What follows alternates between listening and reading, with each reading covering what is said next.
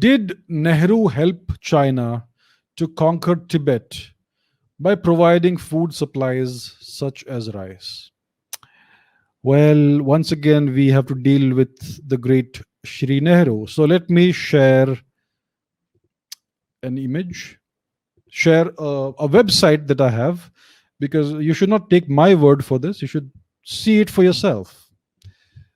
Okay, so this is an article that references a book by Claude Arpi, Nehru's India helped China conquer Tibet. So let's read this. Let's read this together. So the Chinese invasion of Tibet, which culminated in the 1962 war between India and China, has often been portrayed as the great Chinese betrayal, a stab in the back, as Jawaharlal Nehru would say with much pain and anguish. Claude Arpi, in his 2017 book, Tibet, The Last Months of a Free Nation, proved with fresh shreds of evidence that the notion of betrayal was a farce. It was a stab from the front, as M.J. Akbar observed in his biography on Nehru, for the then Prime Minister Shri Nehruji and his comrades refused to see the writing on the wall for more than a decade. In his latest book, Will Tibet Ever Find Her Soul Again? RP comes up with another explosive revelation that Nehru's India supplied rice to the invading PLA troops in Tibet when they were busy rampaging and decimating the Tibetan way of life and culture in the early 1950s. The most grotesque incident of this period was the feeding of the PLA's troops with rice coming through India, writes the France-born expert on Tibet and China. Without Delhi's active support, the Chinese troops would not have been able to survive in Tibet. Tibet, before the massive Chinese influx of the 1950s, was a self-sufficient society, etc. They only ate barley, roast barley, known as tsampa, which had been their staple food for centuries.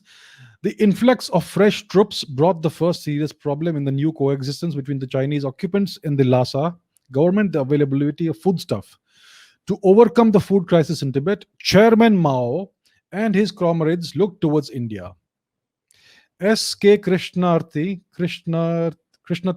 the Indian trade agent ITA in Yangtze, mentioned that the Chinese government had requested the government of India for an agreement allowing facilities for the transport of food and other supplies through India. The Chinese government wanted transit facilities for 10,000 tons of food grains through India as a special case. Mr. Nehru first agreed, after careful consideration, to allow the transit of around 3,000 tons of rice to Tibet.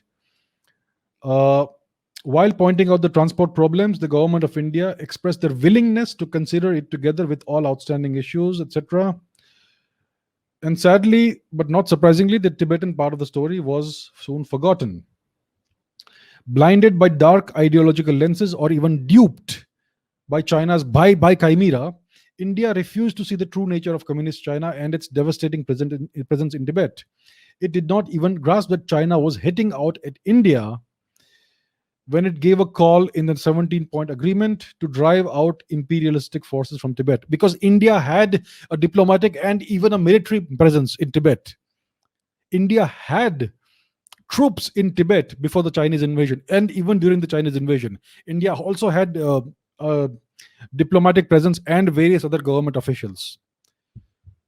So basically, the Chinese called for driving out aggressive imperialistic forces from Tibet, which they meant by which they meant India. This rice diplomacy continued for well over 4 years. In 1954, it was re-emphasized that India would continue to supply rice to the People's Liberation Army stationed in Tibet. Rice which China would buy was intended exclusively for Tibet, etc. And then at the end of 1954, they did not need Indian rice anymore.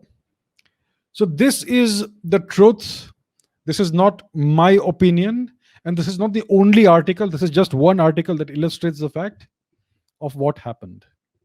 So basically, the Chinese soldiers who invaded Tibet would never have been able to survive in Tibet, let alone occupy it, had Shri Jawaharlal Nehru not fed them with Indian rice.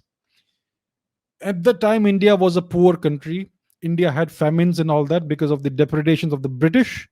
And yet, India was busy feeding its rice to the invading Chinese soldiers in Tibet.